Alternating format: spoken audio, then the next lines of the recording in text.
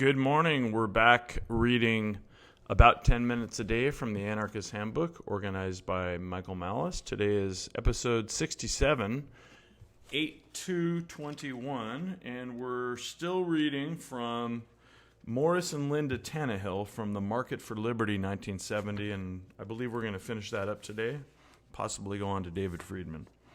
So we're starting about 3/4 of the way down on page 260, and we'll go ahead and read. It is also worth noting that much of the success of organized crime in our present society is due to the alliances which crime bosses are able to make with government officials on nearly all levels. From the $50 payoff to the local cop, clear up to the $10,000 contribution to the senator's campaign fund. Organized crime regularly protects itself by buying off governmental opposition.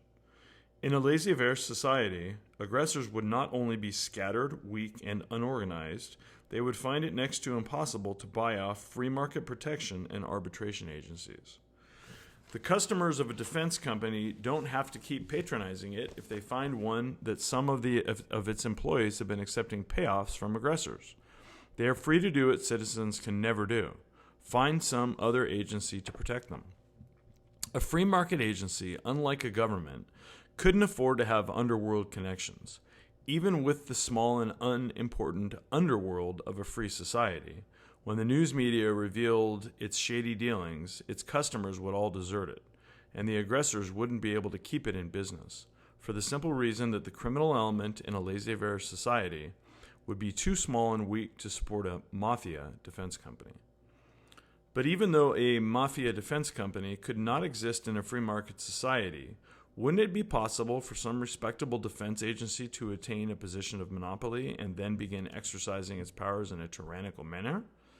Of course, there is some possibility that any social structure could be subverted. Anything which some men can build, other men can find a way to destroy. What obstacles would a would-be tyrant or group of tyrants have to overcome in order to gain control of a free society?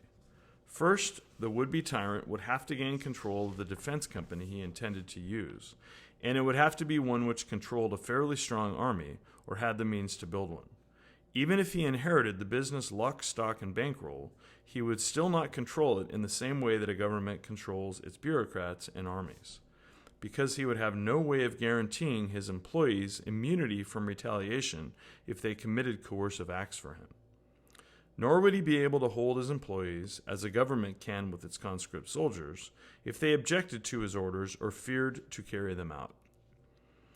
But if this would-be tyrant were clever and subtle enough either to gain the loyalty of his employees or to keep them from realizing that he was what he was about, he would still have only begun his task.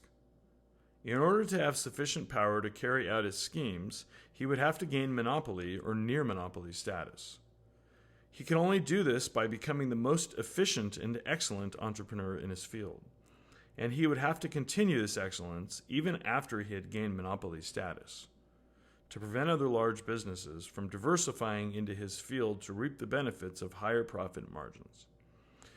This means that our would-be tyrant couldn't charge his customers high prices in order to amass a fortune to buy weapons and hire soldiers to further his schemes of conquest. In fact, the would-be tyrant's customers would probably be more of an obstacle to his ambitions than his employees would. He couldn't extract taxes from them, as a government does, and at least until he reached the stage of full power, he couldn't even force them to buy his service and support his company at all. A market relationship is a free relationship, and if a customer doesn't like a company's service or mistrusts its goals, he is free to take his business elsewhere, or to start his own competitive company, or to do without the service altogether and just provide for himself. Furthermore, customers aren't imbued with the citizen's spirit of patriotic fervor and obedience, and are thus much harder to lure into foolish collectivist endeavors such as national unity. Free men aren't in the habit of leaping like fools and sheep to, quote, defend the flag, or to, quote, sacrifice for the cause. In these vitally important respects, the free market system differs fundamentally and completely from a government system of any sort. The would-be tyrant might try to build his forces in complete secrecy until he was ready to make his coup, but he would find this far from easy. Imagine amassing the cash to buy guns, tanks, airplanes, ships, missiles, and all the other paraphernalia of modern warfare. Imagine finding such items and making deals to purchase them or have them manufactured. Imagine hiring and equipping a large force of soldiers and training them for months. Then imagine doing all this in complete secrecy while alert members of the news media were continually nosing around for a big story. If you can imagine such a thing, your ability at fantasizing is remarkable indeed. The fear of a tyrant is a very real one, and in the light of history, it is well justified. But as can be seen from the foregoing examination, it applies to a governmentally run society rather than to a free society. The objection that a tyrant might take over is actually a devastating argument against government. And that wraps up that essay on page 262, and we've got some time, so we're going to move on to chapter 19, David Friedman from The Machinery of Freedom, 1973 and 2014. And this begins on page 263, and here's Michael Malice's introduction. Economist David Friedman comes to anarcho-capitalism from a largely utilitarian perspective, as opposed to the natural rights perspective preferred by most ANCAPs. His The Machinery of Freedom is a collection of essays that includes attempts to resolve issues that make people squirmy about fully hoisting the black flag. Here he addresses two very common critiques of the ideology: that anarchism is inherently unstable and will resolve to a state anyway, and that an anarchist society would be incapable of defending itself from an aggressive foreign government. And here's the piece: the stability problem. Anyone with a little imagination can dream up a radical new structure for society, anarcho-capitalist or otherwise. The question is, will it work? Most people, when they hear my description of anarcho-capitalism for the first time, immediately explain to me 2 or 3 reasons why it won't. Most of their arguments can be reduced to 2. The system will be at the mercy of the mafia, which can establish its own agency or take over existing ones and convert them into protection rackets.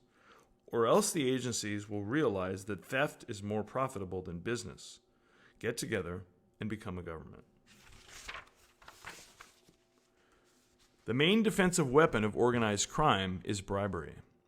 It works because policemen have no real stake in doing their job well, and the taxpayers have no standard of comparison to tell them if they are getting their money's worth. What is the cost to the chief of a police department of letting his men accept bribes to permit crime?